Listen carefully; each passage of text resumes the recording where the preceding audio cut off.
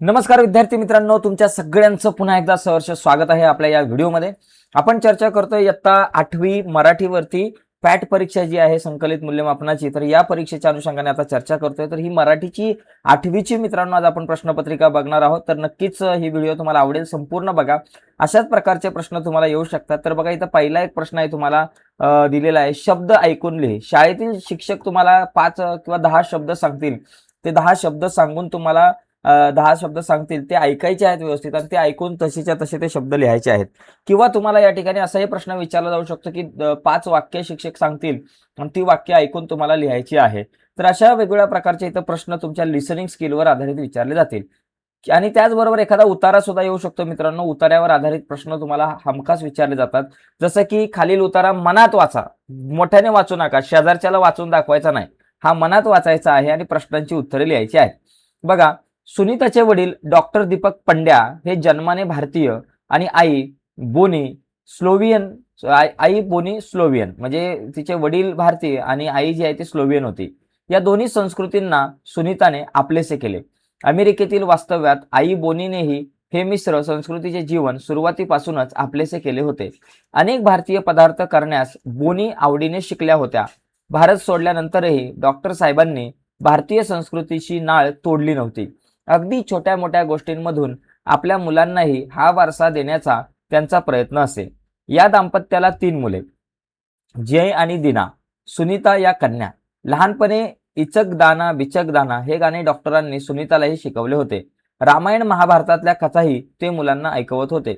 वडिलांनी आपली मातृभूमी सोडून इतक्या लांब प्रयाण केले, ही गोष्ट त्यावेळी खूप कठीण होती. याचे सुनीताला आजही अप्रूप वाटते. सुनीताला लहानपणापासूनच पोहण्याची आवड. एक जलतरणपटू म्हणून ती मोठी होऊ लागली. शाळा भरण्याआधीचा मोकळा वेळ असो नाहीतर शाळा सुटल्यानंतरचा, सुनीता कायम स्विमिंग टँकवर असायची.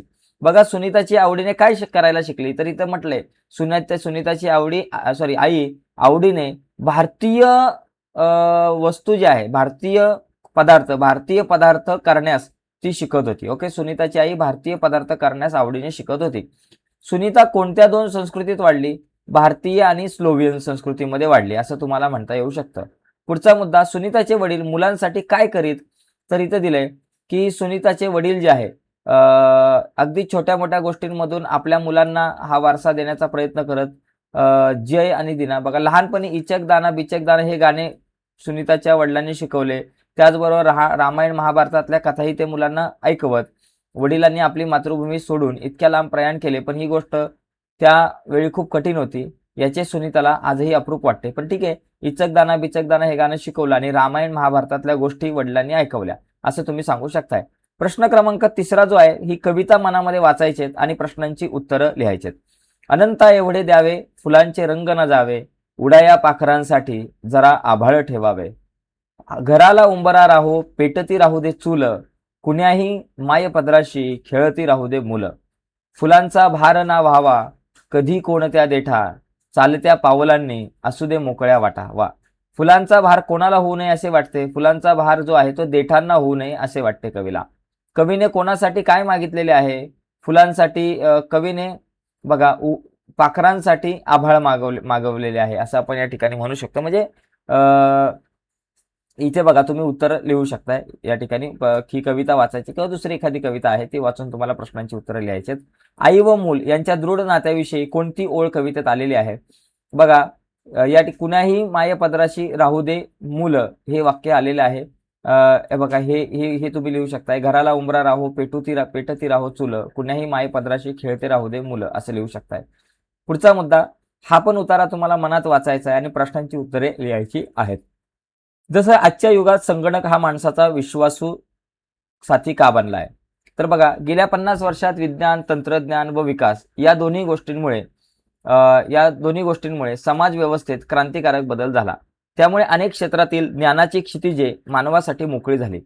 मानवाची उत्क्रांती, ग्रहताऱ्यांविषयीचे ज्ञान, उपग्रहांवरील संदेशाची देवाणघेवाण, अणुऊर्जा संशोधन इत्यादींमध्ये आश्चर्यकारक बदल झाले. या घडामोडींचा संगणक हा एक अविभाज्य घटक आहे. संगणकाची गती, काम करण्याची अचूकता, माहिती साठवून ठेवण्याची क्षमता या अनेक गुणांमुळे संगणक ही एक प्रयोगशाळा बनली. तर आपल्याला प्रश्न पडेल की हा असा बहुगुणी संगणक म्हणजे आहे तरी काय? याचे उत्तर म्हणजे संगणक हे अतिवेगाने काम करणारे यंत्र आहे. हे यंत्र माणसाने दिलेल्या सूचना अचूकपणे व न थकता पाळत राहते. त्यामुळे संगणक आजच्या युगात माणसाचा साथी, विश्वासू साथी बनलेला आहे. का? कारण हे यंत्र माणसाने दिलेल्या सूचना अचूकपणे न थकता व न थकता पाळत राहतं, बरं का.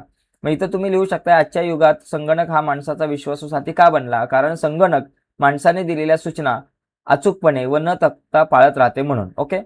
संगणकाच्या कोणकोणत्या वैशिष्ट्यांचा उल्लेख या ठिकाणी उतार्यात केलाय, त्या सगळी वैशिष्ट्ये या ठिकाणी इथे लिहायची आहे.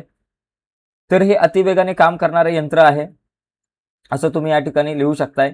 त्याचबरोबर संगणकाची गती जास्त आहे, काम करण्याची अचूकता आहे, संगणकाकडे माहिती साठवून ठेवण्याची क्षमता आहे, हे गुण तुम्ही लिहू शकताय.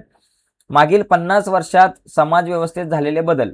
बघा, 50 वर्षामध्ये काय बाबा बदल झाले? मानवाची उत्क्रांती झाली, ग्रह ताऱ्यांविषयीचे ज्ञान वाढले, उपग्रहांवरील संदेशाची देवाणघेवाण वाढली, अणुऊर्जा संशोधन झालं, हे तुम्ही लिहू शकताय. ओके. परत 5वा प्रश्न आहे, खाली लेखाचा भाग दिला आहे, तो मनात वाचा आणि प्रश्नांची उत्तरे. असंच आहे, हा लेख व्यवस्थित वाचायचा आहे आणि वाचून तुम्हाला या ठिकाणी प्रश्नांची उत्तरे इथं लिहायची आहेत. ओके. बघा, पुढे दिलेल्या सूचनानुसार या ठिकाणी सोडवायचं आहे. पुढील प्रसंग वाच व प्रसंगासाठी योग्य असलेला वाक्प्रचार लिह. पावसाळ्याचे दिवस होते. आज आईने घरात बटाटे वड्याचा बेत केला होता. मी घरात आलो. घरभर खमंग बटाटवड्याचा वास येत होता आणि माझ्या तोंडाला पाणी सुटले, असं आपण म्हणू शकतो. आणि माझ्या तोंडाला पाणी सुटले. तोंडचे पाणी पळाले नाही, तर माझ्या तोंडाला पाणी सुटले असं आपण म्हणू शकतो. तोंडाला पाणी सुटले. एकदम सोपं आहे. ओके. पुढे बघा, खालील वाक्य वाच. अधोरेखित शब्दांसाठी योग्य शब्दसमूह वापरून वाक्य पुन्हा लिही. आमच्या शाळेसमोर आंब्याची झाडे आहेत. इथं लिहायचं, आमच्या शाळेसमोर आंब्याची खूप झाडे आहेत असं आपण म्हणू शकतो, किंवा आमराई आहे असं तुम्ही लिहू शकता. आमच्या शाळेसमोर आमराई आहे असं म्हणू शकता. पुढील शब्दाला षष्टी विभक्तीचा प्रत्यय लागून, म्हणजे पुस्तक, पुस्तकाचा, पुस्तकाची, पुस्तकात असं तुम्ही लिहू शकता. शाळा, शाळेत असं ते या ठिकाणी तुम्हाला लिहिता येऊ शकतं. यमक जुळून ओळ पूर्ण लिहा. हिरवळ आणि पाणी, तेथे स्फूर्ती मजला गाणी, भिरभिर सुटला वारा, भिरभिर सुटला वारा, या वाऱ्याला कोणीतरी आवरा, असं तुम्ही म्हणू शकताय. ओके. खालील ओळीत उपमेय उपमान ओळखा. बघा, जसं सुरेशचे अक्षर मोत्यासारखे सुंदर आहे. अक्षर जे आहे ते उपमेय आहे आणि त्याला मोत्याची उपमा दिलेली आहे. उपमान मोती आहे. तसंच नीलूचे डोळे हरणासारखे आहे. मग इथं लिहायचं डोळे आणि इथं हरणासारखे तुम्ही लिहू शकता. नीलूचे डोळे, हरणाचे डोळे, डोळे हरणासारखे असं म्हणू शकताय.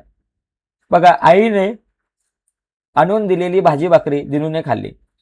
या वाक्यातील सामासिक शब्द ओळखून लिही व याच प्रकारचा दुसरा सामासिक शब्द लिही. तर भाजी भाकरी हा सामासिक शब्द आहे. भाजी भाकरी. ओके.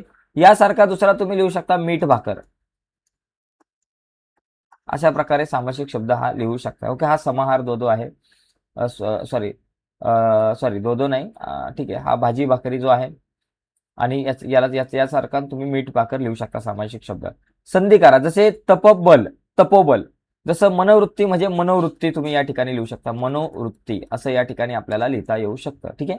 पुढे बघा, तुझ्या शाळेत साजरा करण्यात आलेला महिला दिन कार्यक्रम जो आहे त्याचा अहवाल लिहायचा आहे. म्हणजे महिला दिन कार्यक्रमाचा अहवाल लिहायचा आहे.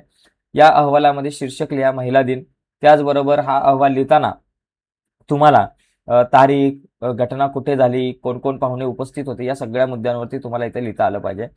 त्याचबरोबर गावांमध्ये तंबाखू मुक्त अभियान राबवण्यासाठी येत आहे, त्याबद्दल तुझे मत लिहायचे या ठिकाणी. 5 मार्काला प्रश्न आहे.